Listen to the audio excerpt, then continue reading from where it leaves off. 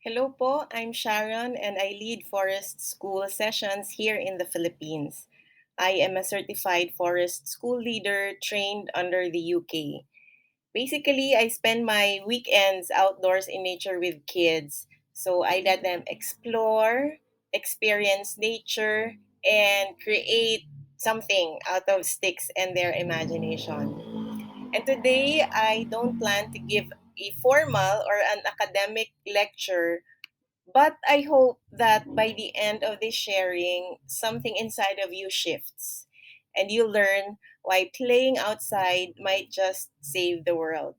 So I'll be sharing some stories from the forest and I'll do my best to explain in very simple terms how something as simple as playing can be so powerful enough to save our future.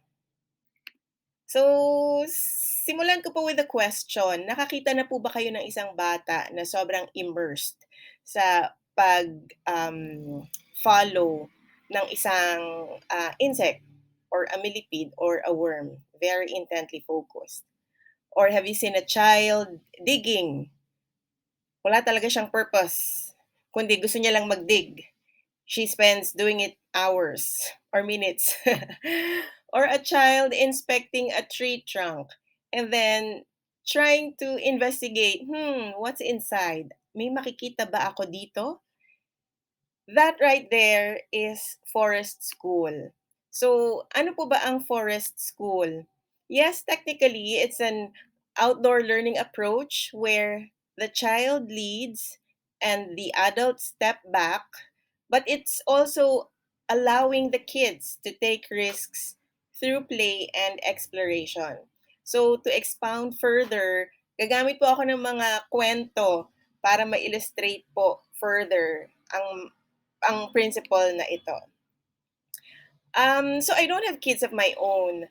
And when I was trying to discover forest school and playing outdoors, yung sister ko, she already has 3 kids. So the eldest is around 11, the middle child is about 4, and the bunso is newly born.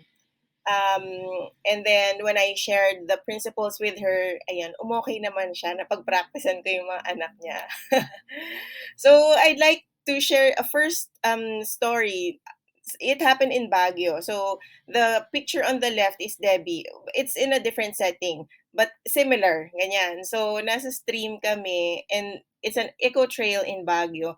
And then it for adults, it's easy to cross over it, parang isang hakbang lang. Pero for a 3-year-old child, it's pretty daunting and scary. And while we were there, hindi ko siya minadali, "Halika na," or hindi ko siya binuhat. What she was saying was, "I'm scared, tita, I'm scared." Pero yung mata niya merong determination na gusto kong gawin 'to. I waited patiently until she was ready, and when finally she was able to cross that small stream, sabi niya, "I did it!"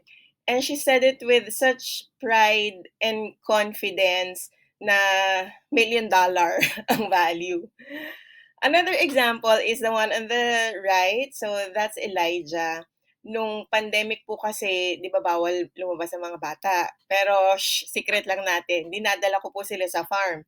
Kasi I already know the value of taking the children outdoors instead of cooping them inside the house. So may tanim po ng mga mangga yung tatay ko, and some of them natumba nung mga nakaraang bagyo. So, very easy to reach na siya for children. So, isa sa mga natumbang puno yang inaakyat ni Eli. So, merong mas mababang sanga, doon siya umaapak. Tapos yung sa mas mataas na sanga, doon siya kumakapit at bumibitin. So, he'd hang there for a few seconds and then let his hands go and fall safely on the ground. And then he'd say, "Again!" And then he'd do the same thing again. Pero his words were, "Tita, help!" Pero nandun lang naman ako sa likod niya, ready to catch him whenever he makes a, wrong step. And then he'd do it again, hang, and then fall on the ground safely. And then he'd say, again. So, paulit-ulit lang yung yung proseso na yon. And every time he comes down and says again, his face lights up. And that, my friends, is confidence that you cannot teach in school. That's confidence that is not learned from a book. Yun po ay risk taking without being reckless. And in those simple moments, my sister became aware that sometimes the best way to keep the children safe is by letting them figure things out. Isa pa pong example, so habang nandun kami in one of those days na nasa farm kami sa Ilocos, they wanted to make a cake. So, nakahanap po sila ng lumang ice cream tub, tapos hinalo nila yung lupa. Tas paunti-unti naghahalo sila ng ng tubig. So hindi maramihan, parang patak-patak lang until they found the correct lapot or correct consistency. Tapos later on they wanted to decorate their cake with flowers and leaves. So yung activity na yan, there were no instructions from me. I'm not telling them how to do it, but they were mixing soil, water, leaves. They were experimenting, they were failing, they were laughing. And really from the outside, it looks like play. But what they were learning were measurement, cooperation, and patience. So they were building more than mud pies or mud cakes. What they were building is also resilience. Another example. So this one happened in one of our sessions in Santa Rosa, Laguna na. So itong batang to, previously, sabi niya, I'm bored. Can we bring toys? Sabi ko, no, but you can make your own toys. So eventually, he said, I want to make nunchucks. So yung nunchucks pala, dalawang stick tapos may tali. In other words, tsako. O, diba? Parang kahit ako merong natututunan sa mga batang ito. And so that happened the previous session, and then the following session, he said he wanted to make a toy again. So sabi ko, ano gusto mong gawin? Gagawa raw siya ng tirador, slingshot, catapult, yon. And I just gave him one small hint. Sabi ko, sige, I think the best branch for a catapult is a Y branch, na letter Y. Diba? Kasi para meron na siyang built-in shape. So, may napulot po siyang branch, yan, yung hawak niya na yan. And then before cutting it into the catapult, in-inspect niya muna, in-observe niya. Tapos he proudly said, Teacher, there are 11 Ys in this branch. So, you see, nature isn't just a location. It's not just a venue or a backdrop for forest school. Nature is our co-teacher. Another example, creative inspirations. So yung nakikita nyo po dyan, it's after the rain na. It has been raining, I don't know, several days. Pero normally, that's just a dry land. And so nung umulan at nakita ng mga bata, uy, may tubig. They decided na magbangka-bangkaan. So nakakita sila ng drum. Alam ko ano nga 'yan eh, parang inuman ng mga ano ito, ng mga baka. And then so they took the drum, ginawa nilang bangka-bangkaan. At dahil hindi naman talaga siya sobrang lalim, so yung ibang magpipinsan, they just, siya yung taga-tulak, tapos isa yung taga-sakay. O, di ba? What else? So, nature can be therapeutic. So, this example happened nung sa, medyo unang-unang location in Amadeo. So, nag-message yung nanay sa akin kinagabihan. Ang sabi ng nanay ay, he is not excited, but I know he'll enjoy the activities. And then I asked, oh, bakit hindi excited? Sabi niya kasi, ayaw niyang umabsent sa tablet niya. So here's a boy who's hooked in his gadget. And yun, as usual, wala rin naman talaga akong expectation. I'm not expecting that he'll enjoy, sabi nga ng nanay niya. And he was very nonchalant talaga all throughout the session. And nung tapos na, so nag-wash up na sila, nagmamadali na yung mom niya, halika na, umuwi na tayo. And then we were surprised with what he said. Kasi sabi niya, stay muna tayo, wala naman tayong lakad eh. You know, he wanted to linger. So I felt like the break from the gadget and being in nature instead offered something healing and therapeutic for him. So I hope in those, simple examples, you're able to see why play is more than just play. And when you let kids go outside and play, they do more than just burn energy. So what they learn is they learn how to take risks, they learn how to solve problems, they learn how to bounce back when things go wrong. And ito po yung kailangan natin ngayon. That's what we need right now. Kids who can adapt, who can feel connected to something bigger, who can care. So hindi po natin kailangan ng perfect school program para dyan. We just need to start by letting them play. As in, really play, ha? No adult agenda, no, this is how we're gonna play. No worksheets, nothing like that. The world is asking for people who know how to listen, how to observe, and how to live gently. And all of that starts with play. Another aspect is ecological literacy. So, it sounds really big and daunting. Pero what it means for a child is just knowing that kapag hinawakan ko pala ang makahiya, tumutupi ang mga dahon. Kaya nga makahiya kasi nahihiya siya. Or that when you throw mahogany seeds up in the air, they fly like helicopter. Bago pa magkaroon ng negative comments tungkol sa mahogany mula sa ating Philippine native tree enthusiasts, paumanhin po. Pero we play with whatever resource is available. Parang permaculture lang, whatever is available. More examples of ecological literacy. So it's knowing that ang gemelina pala, madali siyang iwito, madali siyang ipil, kahit na kitchen peeler lang, pwede mong gamitin.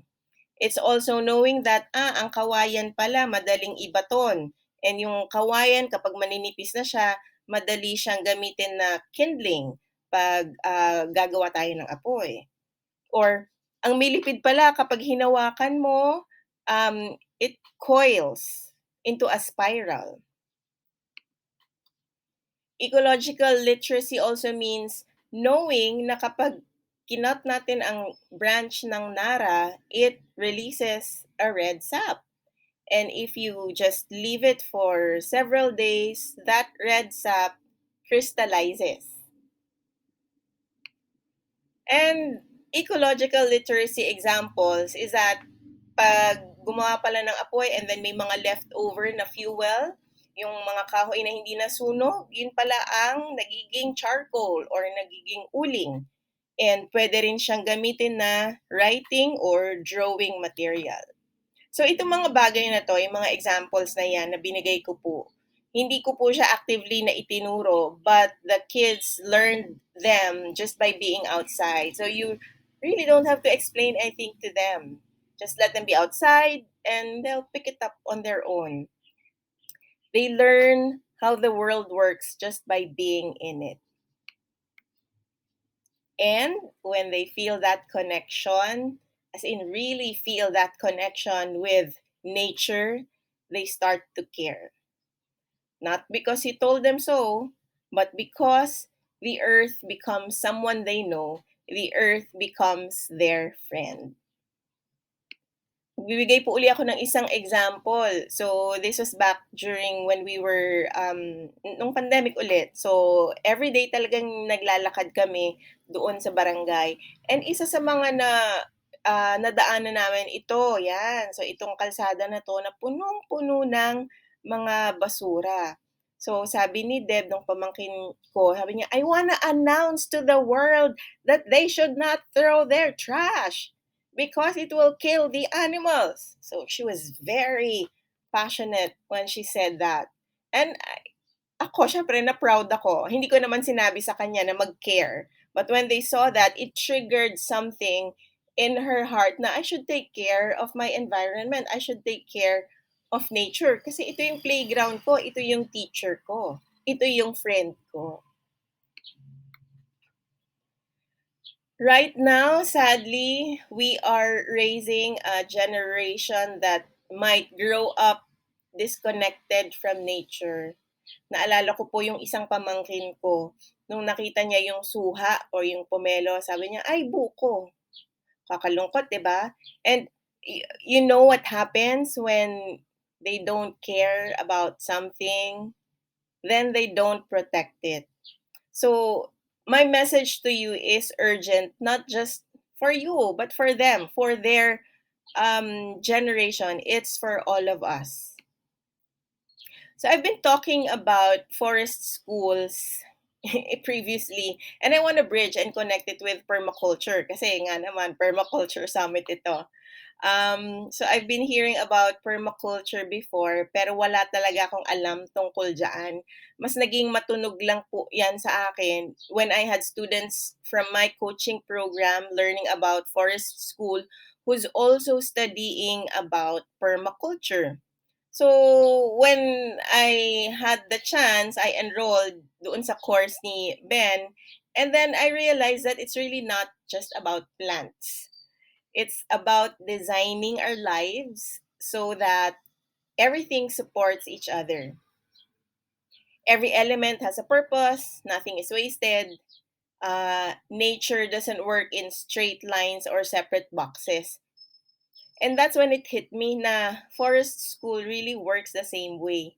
Kasi when you're outside with the kids, hindi naman, oh, today we will just learn math or we will just learn science. Hindi ganoon eh. Hindi siya compartmentalized. It's not, okay, 8 to 8:30, we will learn about science. 8:30 to 9, we will play games.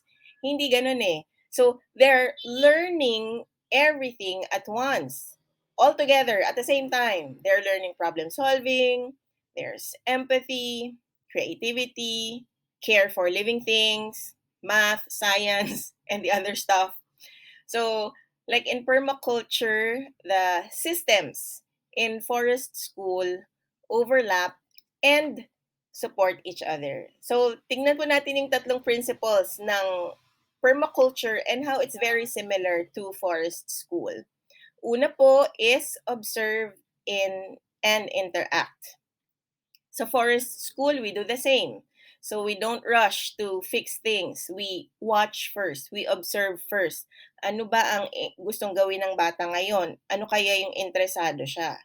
So, just like the land, children will show you what they need if you just pay attention. Second principle, value diversity. So, sa mga gardens or sa mga farms, diversity keeps things healthy and strong. So, sa forest school din po, we also value diversity kasi we are a mixed age group. So, we have kids between 3 to 12. Ang laki ng gap, di ba?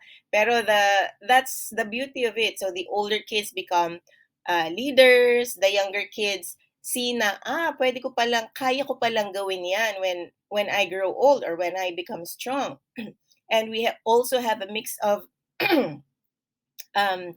diverse skills, personalities. And kapag pinagsama-sama mo yon yung iba-ibang personality, may mga leader, may mga nag-o-observe, may mga gustong mag-tools lang or may mga gustong maglaro lang sa soil, merong mga gustong magsarili lang, merong mga gustong laging may kausap or with social interaction. when we combine all of these things, then it makes the play richer. And the third principle is produce no waste. So, in nature, even a fallen leaf has a purpose. So, nagiging mulch siya. And in forest school, even yung mga pagkakamali po are part of learning. Nothing is wasted. So, in this example, in this photo, imagine niyo na wala muna yung mga kawayan na yan. Kasi yung mga kawayan na yan, nasa ano siya, it's out of the water. Pero nung naghanap ng gagawin yung mga boys na yan, they found the poles in the bank, and then they said, we want to make a raft. So yung nasa kaliwa, yung first version nila, they realized na parang medyo hindi pa siya stable, and then later on they added more bamboo poles. So the kids learn from their mistake. Nothing is wasted. The mistakes, the failures are part of their learning. So if you understand permaculture, you already know that regeneration is not only for the soil, it's for people too. So pag binigyan po natin ng pagkakataon ang mga kabataan to explore, what you're cultivating is the same resilience, creativity, and interconnection that we want in our ecosystems. And here's the thing, hindi nyo po kailangan maging teacher or maging magulang para gawin po ito. If you care about the future, you have a role.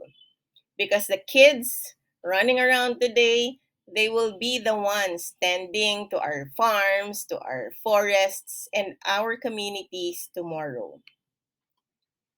So you're here because you care about regeneration, about this land, and about our future. So here's my invitation. Hayaan po natin ang mga bata na madumihan, maputikan, let them build forts or shelters, and let them take risks, let them fall, and try again and again. Kasi resilience isn't really something that we talk about in a summit. It's not something I can teach you, but it's something you feel in your bones after climbing a tree, or after sitting in the rain, or figuring out how to light a fire. So if you wait for a perfect system to fix this, you'll wait too long. The seeds of resilience is planted every time you say, yes, you can go outside. Yes, it's okay to get dirty. Yes, you can try and try again and try again. So let us say yes more often. So ito na nga po ang challenge ko sa bawat isa sa inyo. Wag na po tayong maghintay. Let's not wait for the perfect government program or the perfect timing. You know, we can all start small. We can start by inviting children to our gardens, let them climb a tree, let them make mud pies, and give them this gift of figuring things out. Because every time we do that, we are planting seeds of confidence, curiosity, and care. And just like in permaculture, the harvest will come. It might take years, kasi bata pa mga yan, but it will be worth it. So imagine in the future, itong mga batang to, 10 or 20 years from now, you'll see this same child. Sila na ngayon ang nagtuturo sa ibang mga bata or ibang mga kabataan how to care for the land, and you'll realize that they are the children, they are the forest that we have been growing all along. So maraming salamat po sa inyong pakikinig. And I want to invite you, if ever you are in Quezon City, Santa Rosa, Laguna, or in Cebu, we have forest school sessions during the weekends. We are starting term 3 on the first weekend of September. So you can join us for 10 sessions. Kung wala naman po kayo sa mga lugar na yan, you can also empower yourself by getting my ebook, Nature's Brave Learners. So it's a forest school inspired guide for families in the Philippines. And if you want to dive deeper, you can also join my coaching program called Braving the Outdoors. Ginawa ko rin po ito nung pandemic kasi nga sabi ko, okay, kung bawal lumabas ang mga bata, turuan ko na lang ang mga magulang or ang mga teachers so that they can forest school their kids. Finally, I hope that if you learned something today, please tag us. Instagram or Facebook at Forest School PH. Or if you want to reach out and do something together, pwede nyo rin po akong email sa info@forestschoolphilippines.com. Yun lamang po at maraming salamat.